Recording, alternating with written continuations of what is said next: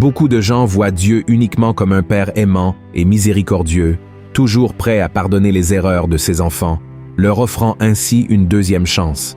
En effet, Dieu est ainsi, mais il ne se limite pas à cela. Contrairement à ce que beaucoup de prédications et de livres affirment, la Bible indique clairement que Dieu peut aussi se mettre en colère, et comprendre cela est très important pour comprendre qui il est, qui nous sommes, et ce que nous devons faire pour avoir une relation avec lui. Contrairement à la colère des hommes, qui est impulsive et vindicative, la colère de Dieu est juste, et elle sert à montrer que nous devons corriger notre vie et que le mal ne vaut pas la peine. En résumé, la colère de Dieu est une réaction au péché qui a un pouvoir destructeur, et s'il ne se mettait pas en colère, il serait complice de la méchanceté de l'homme. C'est pourquoi la Bible dit que le Seigneur est saint et juste, et que le pécheur mérite de récolter les conséquences de ses mauvaises décisions. Comme de nombreux chrétiens ne connaissent pas cette caractéristique de Dieu, je veux vous montrer toute la vérité dans cette vidéo. Mais avant cela, laissez déjà votre like, abonnez-vous à ma chaîne et activez la cloche pour être averti par YouTube dès que je publie la prochaine vidéo. D'accord? Alors, c'est parti! L'Ancien Testament regorge d'histoires où des peuples entiers ont été châtiés pour deux raisons principales. Dans le premier Kéa, la colère de Dieu s'abattait sur les nations qui ne croyaient pas en son nom, qui adoraient d'autres dieux et persécutaient le peuple d'Israël. Un des exemples les plus connus de la Bible est celui des 10 plaies d'Égypte qui ont détruit tout ce royaume. En plus d'avoir asservi les Hébreux pendant plus de 400 ans et de refuser de les libérer, cette nation vivait une vie pleine d'immoralité et d'idolâtrie. C'est pourquoi ils ont payé un prix très élevé. La deuxième raison pour laquelle le Seigneur déversait sa colère était lorsque son peuple rompait l'alliance qu'il avait faite avec lui. Il y a eu de nombreuses occasions où les Hébreux ont été châtiés par la colère de Dieu en raison de leur désobéissance, de leur infidélité et de leur manque de foi. Le livre des Nombres, par exemple, montre qu'après avoir vu toutes les merveilles que le Seigneur avait accomplies pour les libérer d'Égypte et pendant la marche dans le désert, le peuple hébreu s'est révolté et a voulu lapider Moïse et son frère Aaron. Ces personnes ont été si ingrates envers le Seigneur qu'elles ont regretté le temps où elles étaient esclaves en Égypte et ont souhaité mourir. Dieu s'est alors mis en colère et a fait un serment à Moïse. Voyons ce qu'il a dit. « Mais je suis vivant, et la gloire de l'Éternel remplira toute la terre. Tous ceux qui ont vu ma gloire et les prodiges que j'ai faits en Égypte et dans le désert, qui m'ont tenté déjà 10 fois, et qui n'ont point écouté ma voix, tous ceux-là ne verront point le pays que j'ai juré à leur père de leur donner. Tous ceux qui m'ont méprisé ne le verront point. » Et vous pourriez penser, « Ah, pasteur, mais cela s'est produit avant la venue de Jésus, qui ne prêchait que l'amour et la miséricorde. Et il y a aussi ceux qui disent que le Dieu de l'Ancien Testament n'existe plus, et que le Dieu d'aujourd'hui est différent. Mais c'est une grande erreur, car la Bible dit que Dieu ne change pas, et la preuve en est que l'apôtre Paul a déclaré dans le Nouveau Testament que la colère de Dieu se manifeste contre toute impiété et injustice des hommes. Cela signifie que nous tous, sans exception, sommes condamnés à subir les conséquences de la colère du Seigneur, car nous avons tous péché contre lui et avons été séparés de sa gloire. Et la seule raison pour laquelle le Seigneur ne nous a pas encore détruits s'appelle Jésus. C'est à cause de son sacrifice que nous avons été sauvés de la condamnation éternelle et réconciliés avec le Père. Voyons ce que le prophète Jérémie a écrit. « Les bontés de l'Éternel ne sont pas épuisées, ses compassions ne sont pas à leur terme, elles se renouvellent chaque matin. Oh, que ta fidélité est grande !» Mais il y a un détail à cela que les gens ne prêtent généralement pas attention. La délivrance que Jésus nous offre par sa mort est une délivrance conditionnelle. C'est-à-dire que nous ne serons libérés de la colère de Dieu que si nous sommes liés à Christ et obéissons à ses enseignements. Voyons ce que dit la Bible. « À peine mourrait-on pour un juste, quelqu'un peut-être mourrait-il pour un homme de bien. Mais Dieu prouve son amour envers nous, en ce que, lorsque nous étions encore des pécheurs, Christ est mort pour nous.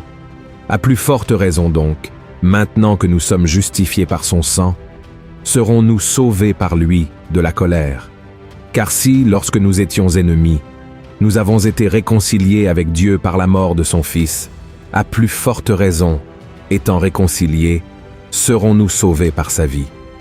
En d'autres termes, en ce moment même, Dieu est en colère contre tout ce qui se passe dans le monde, et la fureur de sa colère, qui est pire que toute autre sentence, ne nous détruit pas complètement grâce à la grâce de Jésus.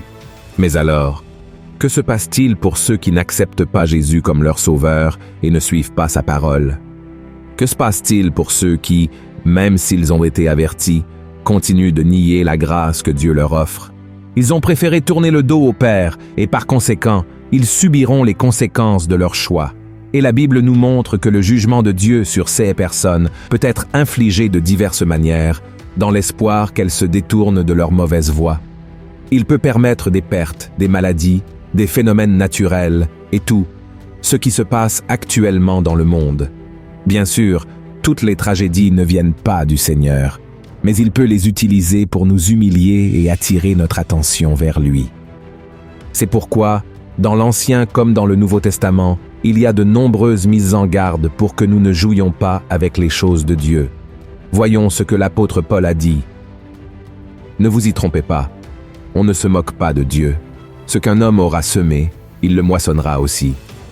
Celui qui sème pour sa chair moissonnera de la chair la corruption, mais celui qui sème pour l'esprit moissonnera de l'esprit la vie éternelle. C'est pourquoi, mes chers frères et sœurs, nous devons comprendre que Dieu se met en colère contre ceux qui avaient une relation avec lui, mais qui se sont écartés et ont décidé de rester dans les péchés dont ils avaient été libérés auparavant. Voyons ce qui est écrit dans Hébreux, chapitre 10. Celui qui a violé la loi de Moïse meurt sans miséricorde, sur la déposition de 2 ou de 3 témoins. De quel pire châtiment pensez-vous que sera jugé digne celui qui aura foulé aux pieds le Fils de Dieu, qui aura tenu pour profane le sang de l'alliance par lequel il a été sanctifié et qui aura outragé l'Esprit de la grâce? Car nous connaissons celui qui a dit « À moi la vengeance, à moi la rétribution ».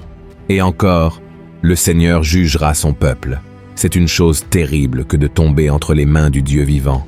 Je sais que ce message est très fort et peut susciter de l'inquiétude dans votre cœur, mais ce n'est pas l'intention de Dieu. Il ne souhaite pas que vous le serviez par crainte, mais plutôt parce que vous prenez plaisir à être en sa présence et que vous aimez sa parole. La colère de Dieu n'a pas pris fin avec la mort et la résurrection de Jésus, mais cela ne signifie pas pour autant que vous devez vivre sous son joug. Pour cela, vous devez vous repentir sincèrement et véritablement remettre votre vie entre ses mains.